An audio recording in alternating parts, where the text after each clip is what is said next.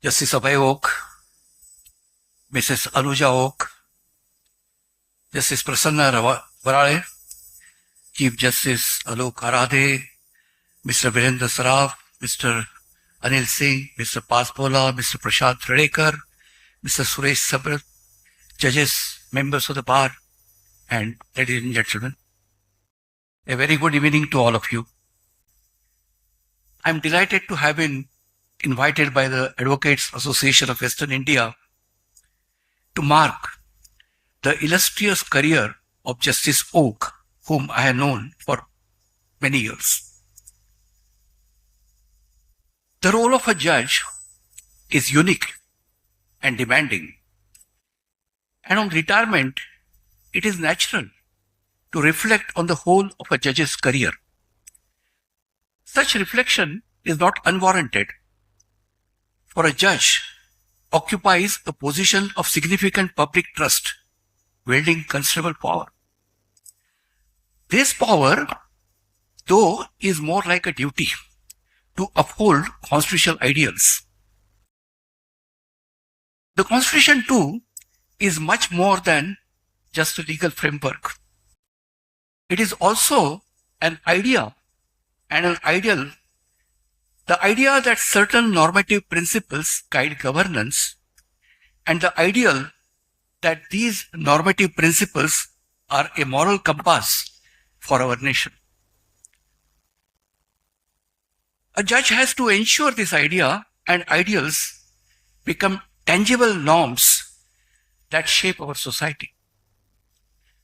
Such norms include upholding rights and freedoms, protecting the vulnerable, giving a voice to the voiceless, empowering the marginalized, and holding the powerful accountable. But this Constitution that judges uphold is also a living document, flexible and open to interpretation.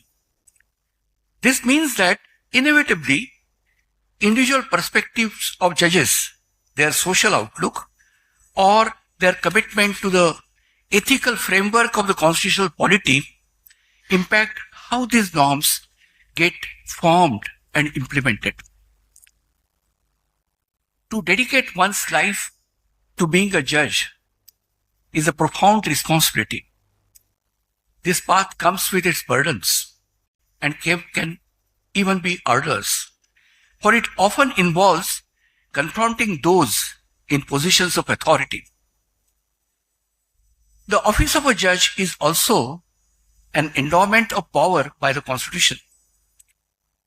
It is earned by a commitment to norm setting. It is the power to regulate other kinds of power flowing through the system. The oath that a judge takes is to enforce norms without fear or favor. By nature, it is a role that demands at once intellectual rigor, unwavering integrity, and a deep commitment to fairness. Personally, I first understood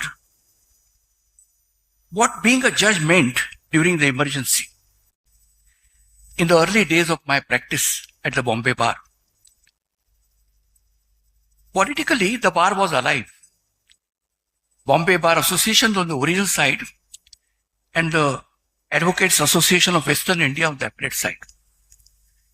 To be more accurate, it was not political because of ideological alignment, but in the sense of being active and vocal on important issues such as the free speech or independence of judiciary. Early in the emergency, a retired judge, Justice Nathwani, called for a meeting where Chief Justice Chagla was also a speaker. After the police banned the meeting, a petition was filed, which was signed by 130 lawyers, including Mr. Fali Nariman, Mr. Soli Surabji, Mr. Ashok Sai and others. This came before a bench of Chief Justice Kantawala and Justice Surdapurkar. Neither hesitated to hear the matter, even though it meant taking on the might of a powerful executive, Mr. Palkhiwala argued for the petitioner. It was electrifying. The petition was allowed, and the meeting was eventually held.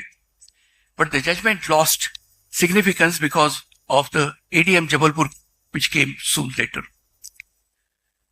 Nevertheless, this case etched in my mind what it meant to be a judge in the face of raw political power. It also bears particularly uncomfortable relevance today in an area of a strong government, not just in India, where sweeping powers are the flavor of the season.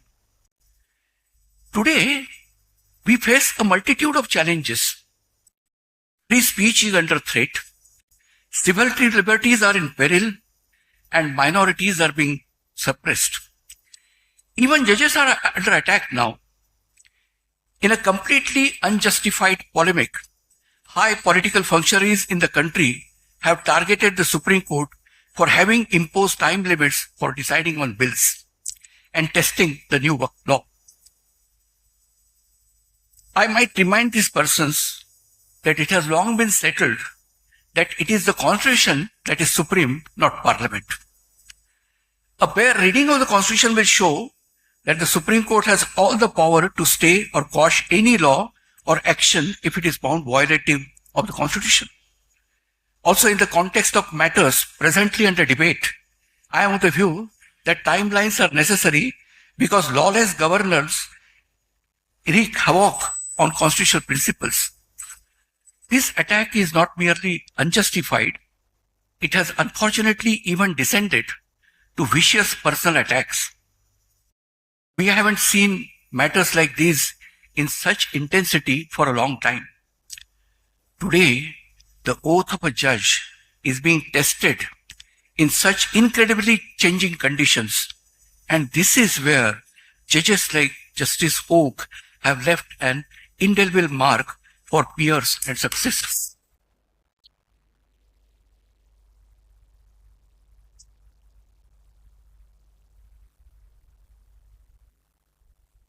I must add that I rarely express this, but I am genuinely honored to be here today to mark Justice Oak's retirement.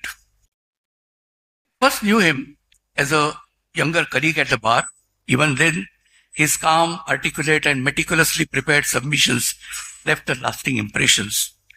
He possesses an exceptional legal mind. His presentation style was clear and unruffled, and he invested immense efforts in all cases, regardless of complexity. He was elevated in the Bombay High Court in 2003, became Judge of Karnataka High Court in 2019, and finally a Judge of Supreme Court in 2021. In his career spanning nearly 22 years, he has remained true to the mission of judgeship and built a judicial legacy which anyone in the profession would be envious of. Justice Oak's decisions stand out in many ways. He does not, like some other judges, rely on public lectures or speeches to make his point. His decisions are loud and clear enough in themselves. They demonstrate that he is forthright and unafraid. One thing of particular note is that, remarkably, despite never having been known as a criminal lawyer, he has, through sheer hard work and intellectual rigor, established a significant body of criminal jurisprudence. Many judges in India, unfortunately today, have fallen into the custom of speaking a majoritarian language, referring to parts of a city as mini Pakistan, invoking the Manusmriti, and attacking minority communities publicly, brazenly, and in the vilest of words are only some of examples of what judges have said and done in recent times. In contrast, this court has a rich history of judges who have stood firm in difficult times, confronting powerful ministries and governments. And one can safely say that Justice Oak has truly upheld that tradition.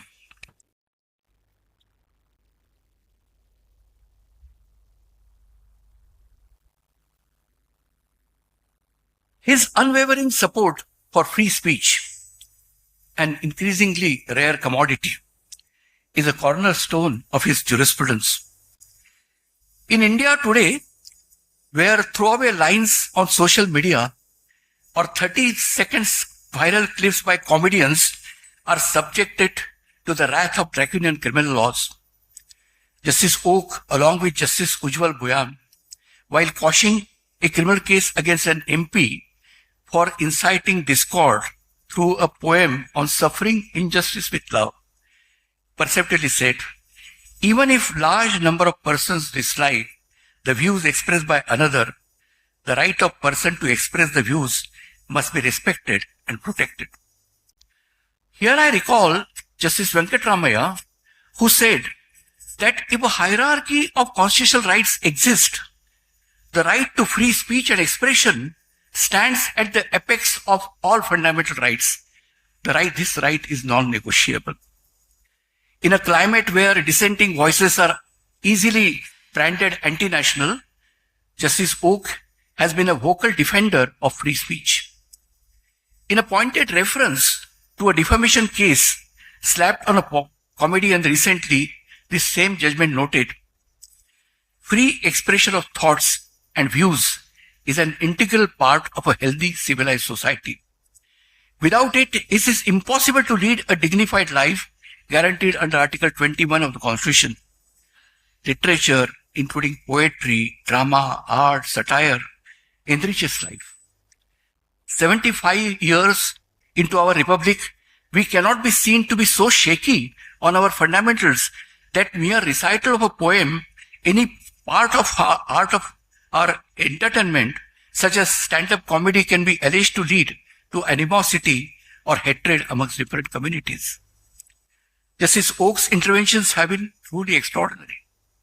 His concerns extend to other cases too, like criminal justice. In a recent Ashok Desai Memorial Lecture, he articulated systemic problems, particularly inequitable treatment. It was a treat to hear him.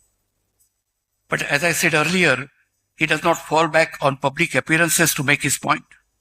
It is through his decisions, a judge's most powerful tool, where he has addressed the misuse of laws like the Unlawful Activities Prevention Act UAPA and the Prevention of Money Laundering Act PMLA. In a recent case, his bench observed that liberty cannot be withheld as a part of punishment. It said the more serious an offense and less likely the chances of bail, such as under PMLA and UAPA, the more important speedy trial was. Separately, in Tarsem Lal, a bench of Justice Oak and Justice Bhuyan said that the enforcement director has no power to arrest an individual after special court has taken the cognizance of the case. Again, the court clarified that a criminal's custody must felicitate investigation. Custody cannot be a punishment for an under trial. Very few judges in recent times have been able to say this out loud. Justice Oak in particular has shown the courage, the clarity and conviction with which he can take on the mighty executive in cases of abuse of process. In these times, ladies and gentlemen, rule of law is undermined in significant ways, such as through false encounters, encounter killings, bulldozer justice, and even disparate treatment depending on your status and connections. Here I recall the contrasting fates of journalist Arnab Goswami, whose petition was heard by a special bench on a Saturday, whereas Siddiq Kampan struggled to get relief from the Supreme Court for almost 2 years. Justice Oak stands out conspicuously in contrast, committed to upholding rights of all citizens, regardless of background or beliefs. His decisions and orders in other areas are also significant. For example, his orders on environmental protection and better living conditions in Bengaluru, Mumbai and Delhi. During the COVID-19 pandemic, he was among few judges who focused on the rights of migrant workers, questioning the government's handling of the situation. His body of work is not only prolific, but meaningful and relevant. He is also widely regarded as one of the most hardworking judges. His judicial skill set includes a rare quality. While some judges may pretend to grant a relief or make a show of being helpful, their decisions are often inadequate or confusing. In contrast, while Justice Oak's language may not always be flowery, his thinking is exceptionally clear, precise, and fair. His approach reminds me of the words of Mr. Nariman that lofty unwavering courage and deep commitments to the Constitution. A judge must be able to stand firm against pressure, to resist the allure of popular opinion, and to speak truth to power. It requires empathy for the marginalized, a clear understanding of the law, and the fortitude to apply it impartially. Anticipate even greater contribution from him. Thank you.